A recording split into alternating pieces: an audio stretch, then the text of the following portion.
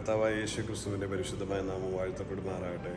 അനുഗ്രഹിക്കപ്പെട്ട ഒരു ദിനം കൂടി നമ്മുടെ ജീവിതത്തിലേക്ക് തന്നിരിക്കുക. ഏപ്രിൽ മാസത്തിൻ്റെ സെക്കൻഡ് ഡേ. വിശുദ്ധം ഈ മാസം ഏറ്റവും അനുഗ്രഹപ്രദമാകും, തർക്കമൊന്നുമില്ല, സംശയിക്കുകയും വേണ്ട കേട്ടോ. ഇന്നലെ നമ്മൾ പ്രത്യേകം പ്രാർത്ഥിക്കുകയും ചാനൽ വണ്ണിൻ്റെ കൂട്ടായ്മകളുടെ എല്ലാ സഹോദരങ്ങൾക്കും വേണ്ടി, നിങ്ങൾ ഒരിക്കലെങ്കിലുമൊക്കെ ഈ മീറ്റിങ്ങിൽ പങ്കെടുക്കുന്നവരാണെങ്കിൽ, കാണുന്നവരാണെങ്കിൽ എല്ലാവർക്കും വേണ്ടി ഈ ദിവസങ്ങളിൽ സ്വത്ര പ്രാർത്ഥനയും പ്രത്യേകം നമ്മുടെ ഈ ഡിസ്ക്രിപ്ഷനിൽ കമൻറ്റ് ചെയ്യുന്ന ആൾക്കാരും പുതിയ പേരുള്ളവരും എല്ലാം നോട്ട് ചെയ്തിട്ട് അവർക്ക് വേണ്ടി സ്വത്രം ചെയ്യും. യാതൊരു തർക്കവുമില്ല, ഏപ്രിൽ നിങ്ങളുടെ ജീവിതത്തിൽ ഏറ്റവും ധന്യതയും അനുഗ്രഹവും ഏറിയ ഒരു മാസമായി തീരും. ദൈവത്തിൻ്റെ സ്തോത്രം മഹത്വം കണ്ട ഒരു മാസമായി തീരും. അതിമഹത്തായ പ്രതിഫലം, അവകാശം എന്ന പ്രതിഫലം നിങ്ങൾക്ക് ലഭിക്കുമെന്ന് ഇന്നലെ നമ്മൾ പറഞ്ഞ അവകാശം എന്ന പ്രതിഫലം കർത്താവ് തരും. എല്ലാം യേശുക്രിസ്തുവിനെന്നവണ്ണം ചെയ്ത നിങ്ങളുടെ ജീവിതം അവകാശം എന്ന പ്രതിഫലത്തിന് യോഗ്യരായി തീരുമെന്നാണ് നമ്മൾ ഓർപ്പിച്ചത്. ഇന്ന് പ്രഭാതത്തിൽ നമ്മൾ വളരെ വേഗത്തിൽ ഒരു വചനഭാവം വായിച്ച് പ്രാർത്ഥിക്കാൻ ആഗ്രഹിക്കുകയാണ്. തിമത്തിയോസ് 1 തിമത്തിയോസ് 6-ാം അധ്യായത്തിൽ നിന്നാണ്. 1 തിമത്തിയോസ് 6-ാം അധ്യായത്തിൻ്റെ 17-ാമത് വാക്യമാണ്, 17-18 വാക്യമാണ്. നമുക്കറിയാം, തിമത്തിയോസിനുള്ള ലേഖനം പൗലോസ് അപ്പോസ്തലൻ സ്തോത്രം എഴുതിയ ലേഖനമാണ്. അപ്പോസ്തലനായ പൗലോസ് തിമത്തിയോസിന് എഴുതിയ ലേഖനത്തിൽ പ്രധാനമായും 3 കാര്യങ്ങളാണ് പ്രതിപാദിച്ചിരിക്കുന്നത്. സഭയിലെ തെറ്റായ പഠിപ്പിക്കലിനെതിരെയുള്ള മുന്നറിയിപ്പാണ് ഒന്നാമത്തത്. സഭാ നേതാക്കന്മാർക്കും ശുശ്രൂഷകർക്കും ഉണ്ടായിരിക്കേണ്ട സ്വഭാവവിശേഷതകളുടെ ഒരു വിവരണവും സഭയുടെ ഭരണത്തിന് ആരാധനയ്ക്ക് വേണ്ട നിർദ്ദേശങ്ങളും ഇതിൽ രണ്ടാമതായി ഉൾക്കൊള്ളിച്ചിരിക്കുന്നു. അവസാനമായി ക്രിസ്തുവിൻ്റെ ഒരു നല്ല ഭടനായി തീരേണ്ടത് എങ്ങനെയെന്ന്, പല വിശ്വാസ സമൂഹത്തിലുള്ള ഉത്തരവാദിത്വം എങ്ങനെയായിരിക്കണമെന്നും തിമത്തിയോസിനെ ഉപദേശിക്കുക. അപ്പോൾ ആ ലാസ്റ്റ് ഭാഗമാണ് നമ്മൾ വായിക്കുന്നത്. അവസാനമായി ക്രിസ്തുവിൻ്റെ ഒരു നല്ല ഭടനായി തീരേണ്ടത് എങ്ങനെയെന്നും പല വിശ്വാസ സമൂഹത്തോടുള്ള ഉത്തരവാദിത്വം എങ്ങനെയായിരിക്കണമെന്നും തിമത്തിയോസിനെ ഉപദേശിക്കുക പൗലോസ്. അതാണ് നമ്മൾ വായിക്കുന്നത് 17-ാം അധ്യായം. ഈ ലോകത്തിലെ ധനവാന്മാരോട് ഉന്നത ഭാവം കൂടാതെ ഇരിപ്പാനും നിശ്ചയമില്ലാത്ത ധനത്തിലല്ല, നമുക്ക് സകലവും ധാരാളമായി അനുഭവിപ്പാൻ തരുന്ന ദൈവത്തിൽ ആശ വയ്പ്പാനും നന്മ ചെയ്യുവാനും സൽപ്രവർത്തികളിൽ സമ്പന്നരായി ദാനശീലരും ഔദാര്യമുള്ളവരുമായി സാക്ഷാലുള്ള ജീവനെ പിടിച്ചു കൊള്ളേണ്ടതിന് വരും കാലത്തേക്ക് നല്ലൊരടിസ്ഥാനം നിക്ഷേപിച്ചു കൊള്ളുവാനും ആജ്ഞാപിക്കുക. അപ്പോൾ തിമത്തിയോസിനോട് പറയുകയാണ്, തിമത്തിയോസ് അവിടെ അവരെ ഉപദേശിക്കേണ്ടത്, അവരെ പറഞ്ഞ് മനസ്സിലാക്കേണ്ട കാര്യം എന്താണെന്ന് പറഞ്ഞു കൊടുക്കുന്ന ഒരു ഭാഗമാണ് ഇതിനകത്ത് കാണുന്നത്. പൊതുവായുള്ള ജനസമൂഹത്തോട്, ആ വിശ്വാസ സമൂഹത്തോട് പറയുന്നൊരു വാക്കിൽ നിന്ന് നമുക്കും വളരെ പ്രാധാന്യമേറിയൊരു കാര്യമാണ്. ഈ ലോകത്തിലെ ധനവാന്മാരോട് ഉന്നത ഭാവം കൂടാതെ ഇരിപ്പാൻ, വലിയ ഭാവം കാണിക്കരുതെന്ന് പറയുകയാണ്. നിശ്ചയമില്ലാത്ത ധനത്തിലല്ല, ഈ ലോകത്തിലെ ധനവാന്മാർ അവരുള്ള സമ്പത്തിൽ വലിയ ഉന്നത ഭാവം കാണിക്കരുത്.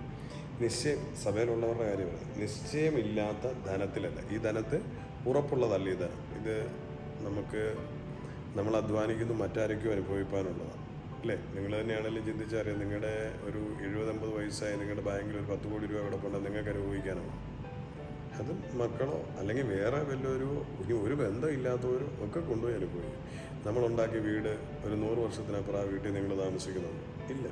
മറ്റാരോ, നിങ്ങൾ മേടിച്ച ലാൻഡ് നിങ്ങൾ ഒരു 80-70 വർഷങ്ങൾക്ക് ശേഷം ഇവിടെ പോകുന്ന ആ ലാൻഡ് പിന്നീട് ആരുപയോഗിക്കുന്നത് എങ്ങനെയാണെന്നും നമുക്കറിയത്തില്ല. അപ്പം നമ്മൾ ഈ ഭൂമിയിൽ കൂട്ടുന്ന ധനവും സമ്പാദ്യങ്ങളും ഒന്നും നിശ്ചയമുള്ളതല്ല എന്ന് ചുരുക്കം. ഇതൊന്നും നമ്മുടേതല്ല. സ്വതന്ത്രം നമുക്കിപ്പോൾ അനുഭവിക്കാൻ കിട്ടി, ഇപ്പോൾ അനുഭവിച്ചു കൊള്ളുക. സ്വതന്ത്രം നാളത്തേക്ക് അത് കൂട്ടി വെച്ച് മറ്റുള്ളവരെയും കൂടെ പിടിച്ചു പറിച്ച് എന്തിന് നമ്മൾ കാത്തിരിക്കണം? സ്വതന്ത്രം അത് നമുക്കും അനുഭവയോഗ്യമല്ല. അത് അനുഭവിക്കുന്നതിൻ്റെ നിന്ന് പിടിച്ചു പറിച്ചതിൻ്റെ ദൈവിക ശിക്ഷയും കൂടെ നമ്മൾ പ്രാപിക്കണം. അപ്പോൾ നമുക്കിപ്പോൾ പ്രസൻ്റ്ലി ദൈവം എന്ത് തന്നോ അത് സന്തോഷത്തോടെ അത് അനുഭവിക്കുക. നിശ്ചയമില്ലാത്ത ധനത്തിൽ ഉന്നത ഭാവം കൂടാതെ ഇരുപ്പാൻ, നിശ്ചയമില്ലാത്ത ധനത്തിലല്ല, നമുക്ക് സകലവും ധാരാളമായി അനുഭവിപ്പാൻ തരുന്ന ദൈവത്തിൽ ആശ്രയിക്കും. നമുക്ക് സകലവും ധാരാളമായി ദൈവം അനുഭവിക്കും. ദൈവമക്കളല്ലേ, ദൈവമക്കൾക്ക് സകലതും തിരുവനം പറഞ്ഞ ഉണ്ണാനും ഉടുപ്പാനും ഉള്ളതെല്ലാം കർത്താവ് നമുക്ക് വേണ്ടി തരും. നന്മയും കരുണയും ഒക്കെ നിങ്ങളുടെ ആയുഷ്കാലം ഒക്കെയും നിങ്ങളെ പിന്തുടരും. കാരണം നിങ്ങൾ ദൈവമക്കളാണ്, നമ്മൾ ദൈവമക്കളാണ്. നമ്മൾ ദൈവവചനത്തെ ധ്യാനിക്കുകയും ദൈവരാജ്യത്തെ അന്വേഷിക്കുകയും ചെയ്തു നമുക്ക് സകല നന്മയും നമ്മളെ പിന്തുടരും. കർത്താവ് നമ്മളെ സൃഷ്ടിച്ചപ്പോൾ തന്നെ നമ്മളെ അനുഗ്രഹിക്കും. ഉൽപ്പത്തി 23 പറയുന്നത് തന്നെ അവരെ ആണും പെണ്ണുമായി സൃഷ്ടിച്ച് അവരെ അനുഗ്രഹിച്ചു. ഭൂമിയിൽ സന്താനപുഷ്ടിയുള്ളവരായി പെരുകി മാറാൻ 12-ാം അധ്യായത്തിൽ ഒരു നോഹയും വിളിച്ചത് തന്നെ പറയുന്നത്. കർത്താവ് നോഹയുടെ സന്തതിയും അനുഗ്രഹിക്കുക. അപ്പോൾ ദൈവം നമ്മളെ വിളിച്ചത് അനുഗ്രഹിക്കാൻ വിളിച്ചൊരു ദൈവമാണ്. അപ്പോൾ അതുകൊണ്ട് ഒരിക്കലും നമുക്കൊരു ദോഷമോ നഷ്ടമോ ഒന്നും വരുന്നില്ല. നിശ്ചയമില്ലാത്ത ധനത്തിൽ ആശ്രയിക്കരുത്. നമുക്ക് സകലവും ധാരാളമായി അനുഭവിപ്പാൻ ദൈവത്തിൽ ആശ്രയിക്കാനാവുന്നത്. അപ്പോൾ നമുക്ക് സകലവും ധാരാളമായി തരുമെന്ന് ഇതിനകത്ത് പറഞ്ഞിരിക്കുക. അപ്പോൾ ദൈവത്തെ അന്വേഷിക്കുന്നവന് ഒരു നന്മയ്ക്ക് മുടക്ക് വരികയില്ലെന്ന് വിശുദ്ധ ബൈബിൾ നമ്മളോട് പറയുകയാണ്. അപ്പം സകലതും ധാരാളമായി അനുഭവിക്കുന്നു. ചിലർ പറയും ധാരാളമായിട്ടൊന്നും അനുഭവിക്കാൻ പറ്റത്തില്ല, പട്ടിണി കിടക്കണം, ദാരിദ്ര്യത്തിലായിരിക്കണം, ഞെരുക്കത്തിലായിരിക്കണം, ചെരുപ്പിടാതെ നടക്കണം, കോട്ടൺ വസ്ത്രം മാത്രം ഒഴിവ്, തേക്കരുത്, പശു മുക്കരുത്, എല്ലാം വ്യത്യസ്തമായ മറ്റേ അലങ്കാരങ്ങൾ പാടില്ല, ഒരുങ്ങാൻ പാടില്ല, കുളിക്കരുത്, അല്ലെങ്കിൽ ഇത് വെക്കരുത്, അത് വെക്കരുത്, ഇത് വെക്കരുത്, ഇതിടരുത്, ഈ കണ്ണാടി വെക്കരുത്. ഈ കണ്ണാടിയൊക്കെ റെയ്ബാൻ്റെയൊക്കെ കണ്ണാടി എന്നാ വിലയുള്ള കണ്ണാടിയാണ്. കണ്ണാടിയുടെ പകുതി വില കാണത്തില്ല 1 ഗ്രാം സ്വർണ്ണത്തിന്. അപ്പോൾ ഇതൊന്നും നമ്മൾ അനുഭവിക്കരുത് എന്നൊക്കെ പറഞ്ഞ് പഠിപ്പിക്കുന്ന ഒരു എന്നാ പറയുന്നത് റൂഡായിട്ടുള്ള അല്ലെങ്കിൽ ഒരു പീഡന മനോഭാവമുള്ള പഠനങ്ങളിലേക്കൊന്നും ശ്രദ്ധ തിരിച്ച് ലൈഫ് കളയരുത്. തിരുവചനം പറയുന്ന സകലതും ധാരാളമായി അനുഭവിപ്പാൻ തരുന്ന ദൈവത്തിൽ ആശ്രയിപ്പാൻ. സകലതും ധാരാളമായിട്ട് ആരാ തരുന്നത്? ദൈവം തരും. കർത്താവായ യേശു ക്രിസ്തുവിനെ ആശ്രയിക്കുന്നവന് കർത്താവ് തരും സകലവും ധാരാളമായി അനുഭവിക്കും. നമുക്ക് സകലവും ധാരാളമായി അനുഭവിപ്പാൻ തരുന്ന ദൈവത്തിൽ ആശ്രയിപ്പാനും നന്മ ചെയ്യുവാനും സൽപ്രവർത്തികളിൽ സമ്പന്നരായി ദാനശീലരും ഔദാര്യമുള്ളവരുമായി സാക്ഷാലുള്ള ജീവനെ പിടിച്ചുകൊള്ളേണ്ടതിന് വരും കാലത്തേക്ക് നല്ലൊരു അടിസ്ഥാനം നിക്ഷേപിച്ചു കൊള്ളുവാൻ ആജ്ഞാപിക്കുക. അതിനകത്ത് കുറേ പ്രാധാന്യമേറിയ കാര്യമുണ്ട്. നമ്മൾ പ്രഭാത മീറ്റിംഗ് ആയതുകൊണ്ട് അധികം സമയം എടുക്കാൻ പറ്റാത്തതുകൊണ്ട് ഞാൻ പറയാം. ദൈവത്തിൽ ആശ്രയിപ്പാനും നന്മ ചെയ്യുവാനും സൽപ്രവർത്തികളിൽ സമ്പന്നരായി ദാനശീലരും ഔദാര്യമുള്ളവരുമായി സ്വതന്ത്രം. അപ്പം നന്മ ചെയ്യണമെങ്കിൽ എൻ്റെ കയ്യിൽ എന്തെങ്കിലും ഉണ്ടെങ്കിലല്ലേ എനിക്ക് നന്മ ചെയ്യാൻ പറ്റൂ. നമ്മളിപ്പം ഇവിടെ നമ്മൾ ചില കാര്യങ്ങളൊക്കെ നമ്മുടെ ചാനൽ വണ്ണം കൂട്ടായ്മയിലൂടെ നമ്മൾ ചെയ്യുന്നുണ്ടല്ലോ. കുറച്ച് കാര്യങ്ങൾ നമ്മൾ എളിയവരെ കരുതുന്നുണ്ട്. ഇത് നന്മ ചെയ്യാൻ എവിടെ നിന്നാണ്? കയ്യിലുണ്ടെങ്കിലല്ലേ ചെയ്യാൻ പറ്റുള്ളൂ. ഒന്നും ഇല്ല, എൻ്റെ പോക്കറ്റിലില്ലെങ്കിൽ ഞാൻ എങ്ങനെ എടുത്തിട്ട് ചെയ്യും? അല്ലേ? നിങ്ങളുടെ കയ്യിലുണ്ടെങ്കിലല്ലേ നിങ്ങൾക്ക് ചെയ്യാൻ പറ്റുള്ളൂ. അപ്പം അതിന് പുറകിലെ വാക്യം അവിടെ പ്രസക്തമാണ്. നമുക്ക് സകലവും ധാരാളമായി അനുഭവിപ്പാൻ തരുമെന്ന് പറഞ്ഞത്. അപ്പം ധാരാളമായി അനുഭവിക്കുന്നവനാണ് നന്മ ചെയ്യുവാനും കഴിയത്തുള്ളൂ. കാരണം അവൻ്റെ കയ്യിലുണ്ട്, അതുകൊണ്ട് നന്മ ചെയ്യുന്നത്. അപ്പം ഈ കർത്താവിൻ്റെ വേല ഇടുക്കവും ഞെരുക്കവും പട്ടിണിയും ദാരിദ്ര്യവും ദുഃഖത്തിലുമാണ് എന്ന് പ്രസംഗിക്കുന്നവർ ശരിക്കും പറഞ്ഞാൽ ദൈവദോഷമാണ്. മറ്റുള്ളവർക്ക് ഒരു അനുഗ്രഹമാകേണ്ടവൻ പറയാം, ഞാൻ ഇങ്ങനെ കഴിഞ്ഞോളാം. അപ്പോൾ എൻ്റെ വല്ലതും ഉണ്ടായി മറ്റുള്ളവർക്ക് കൊടുക്കേണ്ട വരത്തില്ലേ? അതുകൊണ്ട് ദൈവമേ എന്നെ പട്ടിണി കിട്ടരുത്, ഞാൻ ദരിദ്രനായി ഇടുക്കമുള്ളവനായി ഞെരുക്കമുള്ളവനായി ജീവിച്ചോളാം, കഷ്ടതയിലും ഞെരുക്കത്തിലൂടെ ഞാൻ ദൈവരാജ്യത്തിൽ കടന്നോളാം. അത് ശരിക്കും പറഞ്ഞാൽ ഏറ്റവും വലിയ ദ്രോഹമുള്ള മനസ്സാണ്.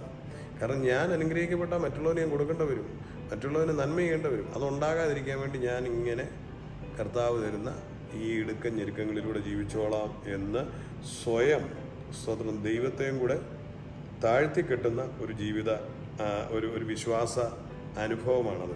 ഇവിടെ പ്രസാരം ധാരാളം അനുഭവിപ്പാൻ തരുന്ന ദൈവത്തിൽ ആശ്രയിപ്പാൻ നന്മ ചെയ്യുവാനും സൽപ്രവർത്തികളിൽ സമ്പന്നരായി ദാനശീലരും ഔദാര്യമുള്ളവരുമായി. ദാനം കൊടുക്കാൻ കൈവല്ലവും വേണ്ടേ? അല്ലേ? ദാനം കൊടുക്കാൻ സമ്പന്നരായി ദാനശീലം ഔദാര്യമുള്ളവരുമായി. ഔദാര്യം കാണിക്കണം, ദാനം കൊടുക്കണം. ഇതൊക്കെ ഒരു ദൈവത്തിൽ ചെയ്യേണ്ടതാണ്. ആ ദൈവത്തിൽ ഇത് ചെയ്യണമെങ്കിൽ നന്മ ചെയ്യണം. ഇതെല്ലാം ഒരു ദൈവത്തിൽ ചെയ്യണം. ഇതെല്ലാം ചെയ്യണമെങ്കിൽ അവൻ സമ്പന്നനായിരിക്കണ്ടേ, അവൻ സമൃദ്ധിയുള്ളവനായിരിക്കണ്ടേ, അവൻ്റെ കൈവല്ലം ഉണ്ടെങ്കിലല്ലേ ചെയ്യാൻ പറ്റുള്ളൂ.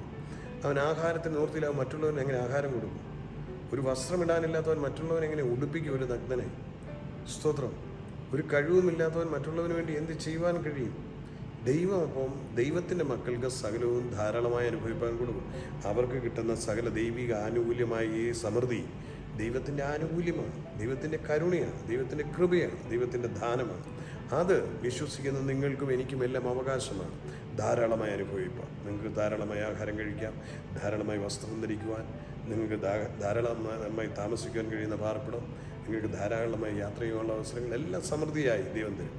അത് നിങ്ങൾക്ക് മറ്റുള്ളവരോട് ഔദാര്യം കാണിക്കാൻ വേണ്ടിയാണ്, മറ്റുള്ളവർക്ക് വേണ്ടി ദാനം ചെയ്യാൻ വേണ്ടിയാണ്, മറ്റുള്ളവർക്ക് നന്മ ചെയ്യാൻ വേണ്ടിയാണ്, മറ്റുള്ളവർക്ക് സൽപ്രവൃത്തി ചെയ്യാൻ വേണ്ടിയാണ് ഇതെല്ലാം ഉണ്ടാകുന്നത്. അങ്ങനെ നമ്മൾ ചെയ്തു വരണമെന്ന് ഉപദേശിക്കണമെന്ന് തിമോഥെയോസ് പറയാം. അങ്ങനെ അവർ ധാരാളമായിട്ട് അനുഭവിപ്പാൻ ദൈവം കൊടുക്കും. അവരിങ്ങനെ സമ്പന്നരാകും. അവർക്കിങ്ങനെ സാഹചര്യങ്ങളുണ്ട്. സഹതുകൊണ്ട് അവരെല്ലാവരോടും ഔദാര്യം കാണിക്കുന്നവരായിരിക്കണം. അത് അവരെ ഉപദേശിക്കണം. ഇത് ദൈവത്താൽ നിന്ന് പ്രാപിക്കപ്പെടുന്നതാണ്, അതുകൊണ്ട് അവരങ്ങനെ ചെയ്യണമെന്ന് അവരെ ഉപദേശിക്കുവാൻ പൗലോസ് അപ്പോസ്തലൻ പറയുകയാണ്. സാക്ഷാലുള്ള ജീവനെ പിടിച്ചുകൊള്ളേണ്ടതിനും വരും കാലത്തേക്ക് നല്ലൊരു അടിസ്ഥാനം നിക്ഷേപിച്ചു കൊള്ളുവാനും ആജ്ഞാപിക്കുക. അപ്പോൾ സാക്ഷാലുള്ള ജീവൻ എന്ന് പറഞ്ഞാൽ കർത്താവായ യേശു ക്രിസ്തുവിൻ്റെ ജീവൻ, മരിച്ചവരുടെ ഇടയിൽ നിന്ന് ഉയർപ്പിച്ച ജീവൻ. ജീവനുള്ള ദൈവമെന്ന് നാം പറയുമ്പോൾ കർത്താവായ യേശു ക്രിസ്തു, ആ യേശുവിൽ വ്യാപരിക്കുന്ന ജീവൻ, ആ ജീവൻ യേശുവിനെ മുറുകെ പിടിച്ചു കൊള്ളുകയാണ്. വരും കാലത്തേക്ക് ഒരു നല്ല അടിസ്ഥാനം നിക്ഷേപിച്ചു കൊള്ളാൻ ആഗ്രഹിക്കുക. വരും കാലത്തേക്ക് നല്ലൊരടിസ്ഥാനം ക്രിസ്തുവിൽ ഇട്ടുകൊള്ളുവാൻ അവരെ ഉപദേശിക്കണം. അപ്പോൾ ഇന്ന് പ്രഭാതത്തിലെ ദൂതിനകത്ത് ഹൈലൈറ്റ് ചെയ്ത് എനിക്ക് പറയുവാനുള്ള ഒരു കാര്യം ഇതാണ്: ലോകത്തിലെ ധനവാന്മാരോട് ഉന്നതഭാവം കൂടാതിരിപ്പാൻ അവരോട് പറയാം. ലോകത്തിലെ ധനവാന്മാരോട് ഉന്നതഭാവം കൂടാതിരിക്കണം, നിശ്ചയമില്ലാത്ത ധനത്തിൽ ആശ്രയിക്കരുത്. നമുക്ക് സകലവും ധാരാളമായി തരുന്ന ദൈവത്തിൽ ആശ്രയിക്കണം. എന്നിട്ട് ദൈവത്തിൽ ആശ്രയിക്കണം. നിങ്ങൾ എന്നിട്ട് നന്മ ചെയ്യണം, സൽപ്രവർത്തികളിൽ സമ്പന്നരായി ദാനശീലരും ഔദാര്യമുള്ളവരുമായി തീരണം. അപ്പം നിങ്ങൾ സകലത്തിലും ധാരാളമായി അനുഭവിപ്പാൻ ലഭിക്കുന്നവരാണ്. അപ്പോഴാണ് നിങ്ങൾക്ക് ചെയ്യാൻ. അപ്പോൾ യഥാർത്ഥത്തിൽ ഒരു ദൈവവേദന എങ്ങനെയാണ്? ധാരാളമായി സമൃദ്ധിയായി ജീവിക്കുന്നവന്, ആ സമൃദ്ധിയിൽ നിന്നുകൊണ്ട് മറ്റുള്ളവർക്ക് ദാനം ചെയ്യുന്നവന്, മറ്റുള്ളവർക്ക് വേണ്ടി സ്തോത്രം അവരെ ഔദാര്യ മനസ്സുള്ളവരെ മറ്റുള്ളവർക്ക് ദാനങ്ങൾ കൊടുക്കുവാൻ, മറ്റുള്ളവർക്ക് സൽപ്രവൃത്തി ചെയ്യുവാൻ മനസ്സുള്ളവനായിരിക്കും. അങ്ങനെയുള്ള നമ്മൾ സാക്ഷാലുള്ള ജീവനായ ക്രിസ്തുവിനെ മുറുകെ പിടിച്ചു കൊള്ളണം. വരും കാലത്തേക്ക് നല്ലൊരു അടിസ്ഥാനം നിക്ഷേപിച്ചു കൊള്ളുവാനും ആജ്ഞാപിക്കാൻ തിമോഥെയോസ് പറയും. അപ്പം വരും കാലത്തേക്ക് നല്ലൊരു അടിസ്ഥാനം ക്രിസ്തുവിലിട്ടുകൊണ്ട് സമൃദ്ധമായൊരു ജീവൻ ജീവിച്ചുകൊണ്ട് മറ്റുള്ളവർക്ക് അനുഗ്രഹമായി തീർന്നുകൊണ്ട് മറ്റുള്ളവരോട് ഔദാര്യം കാണിക്കുന്നവരായി നിങ്ങളും ഞാനും തീരണമെന്ന് ദൈവ ഇഷ്ടമാണ്. നമുക്ക് കണ്ണുകളെ അടയ്ക്കാൻ പ്രാർത്ഥിക്കാം. കരുണാസമ്പന്നനായ ഞങ്ങളുടെ സ്വർഗീയ പിതാവേ, ഞങ്ങളുടെ പുത്രൻ, ഞങ്ങളുടെ രക്ഷിതാവുമായ യേശുവിൻ്റെ നാമത്തിൽ തിരുസലിലേക്ക് വരുന്നു. ഇതിനെ കേൾക്കുന്ന ഓരോ പ്രിയപ്പെട്ടവരും അവരിലെ ദാരിദ്ര്യത്തിൻ്റെയും ഞെരുക്കത്തിൻ്റെയും ഇടുക്കത്തിൻ്റെയും മനോഭാവങ്ങൾ മാറട്ടെ. ഇത് ദൈവത്തെ അന്വേഷിക്കുന്നവൻ്റെ സ്ഥിതി ഇതാണ്, ദുർഗതിയാണ്, അവനും പരഗതിയും ഇരഗതിയുമില്ല എന്നുള്ള മൂഢധാരണകൾ ഹൃദയങ്ങളിൽ നിന്ന് മാറി കർത്താവെ പ്രത്യാശയും ഉറപ്പുമുള്ള ഒരു ചിന്തയിലേക്ക് എൻ്റെ പ്രിയ സഹോദരങ്ങളെ നയിക്കണമേ. സകലതും ധാരാളമായി അനുഭവിപ്പാൻ തരുന്ന ദൈവത്തിൽ ആശ വെപ്പാനും, ആ ദൈവം തരുന്ന സകല സമൃദ്ധിയിൽ നിന്നും മറ്റുള്ളവരോട് ഔദാര്യം കാണിപ്പാനും, ദാനം ചെയ്യുവാനും, സൽപ്രവൃത്തികളിൽ വർദ്ധിച്ചു വരുവാനും കർത്താവ് ഞങ്ങളെ സഹായിക്കണമേ. തൃക്കരങ്ങളിൽ തിരികെയാണ് ഇന്ന് പ്രാർത്ഥന കേൾക്കുന്ന ഓരോ പ്രിയപ്പെട്ടവരുടെ കുടുംബങ്ങളെ, തലമുറകളെ അനുഗ്രഹിക്കും. ആരോഗ്യത്തിനും ആയുഷിനുമായി ഞങ്ങൾ പ്രാർത്ഥിക്കുന്നു. കർത്താവ് നൽകിയ എല്ലാ പൂർണ്ണമുള്ള സ്നേഹത്തിനുമായി നന്ദി. മേൽക്കുമേൽ അഭിവൃദ്ധി നൽകണം, ഐശ്വര്യവും അനുഗ്രഹവും തരണം. നല്ല ഭക്ഷണം, നല്ല പാർപ്പിടം, നല്ല സൗകര്യങ്ങൾ ഞങ്ങളുടെ പ്രിയപ്പെട്ടവർക്ക് ഒരുക്കി കൊടുക്കണമേ. തലമുറകൾക്ക് അനുഗ്രഹമായി വിദ്യാഭ്യാസം, ജോലി, പഠനം മേഖലകളെല്ലാം കർത്താവയോട് തുറന്നു കൊടുക്കണമേ. തൃക്കരങ്ങളിലേക്ക് തിരികെയാണ്, കൃപയുടെ കരങ്ങളിൽ ആശ്രയിക്കണം. രോഗബന്ധനങ്ങൾ അഴിയണം, ആരോഗ്യം അവകാശമായി നൽകണം. പിതാവ് ഞങ്ങളുടെ പ്രാർത്ഥനകളെ കേൾക്കുന്ന കൃപയ്ക്കായി സ്വന്തം. ആരെങ്കിലും ഭാരത്തോടെ കാണുന്നെങ്കിൽ അവർ ജീവിതത്തിൽ വലിയ വിടുതലിനും ആശ്വാസത്തിനും ഈ വചനം ഇടയാക്കി തീർക്കണമേ. പിതാവ് പ്രാർത്ഥന കേൾക്കുന്നതിനായി നന്ദി, യേശുവിൻ നാമത്തിൽ തന്നെ. ആമേൻ, ആമേൻ, ആമേൻ. കർത്താവ് എല്ലാവരെയും ധാരാളം അനുഗ്രഹിക്കട്ടെ. നമ്മുടെ വാട്സപ്പ് നമ്പർ റെഡി കൊടുത്തിട്ടുണ്ട്, നിങ്ങൾ പ്രയർ റിക്വസ്റ്റ് ടെക്സ്റ്റ് ചെയ്യാം. അതുപോലെ തന്നെ നമ്മുടെ യൂട്യൂബ് ചാനൽ ഒന്ന് സബ്സ്ക്രൈബ് ചെയ്യാത്തവർ സബ്സ്ക്രൈബ് ചെയ്യുകയും നിങ്ങളത് ഷെയർ ചെയ്യുകയൊക്കെ ഒന്ന് ചെയ്യണം. അതുപോലെ തന്നെ നമ്മുടെ മീറ്റിംഗ് കാണുമ്പോൾ അതിനിടയിൽ ഒരു കമൻറ്റിൽ നിങ്ങളൊരു ആമേനോ സ്തോത്രമൊക്കെ ഇടുമ്പോൾ നിങ്ങളുടെ പേരൂടെ നോട്ട് ചെയ്ത് വെച്ച് സ്തോത്രം ചെയ്യാൻ സാധിക്കും. അവിടെ എല്ലാ പ്രിയപ്പെട്ടവരും സഹകരിക്കണം. നിങ്ങളുടെ സൗഹൃദങ്ങളിലേക്കൊക്കെ നമ്മുടെ ചാനലൊന്ന് സബ്സ്ക്രൈബ് ചെയ്യാൻ വേണ്ടി ഷെയർ ചെയ്ത് കൊടുത്ത് അവരെയും കൂടി ഇൻവൈറ്റ് ചെയ്യാൻ ഓർപ്പിക്കുന്നു. കർത്താവ് അനുഗ്രഹിക്കട്ടെ. God bless you, love you, dear all. നിങ്ങളുടെ പ്രിയ സഹോദരൻ മനോജ് മാത്യു.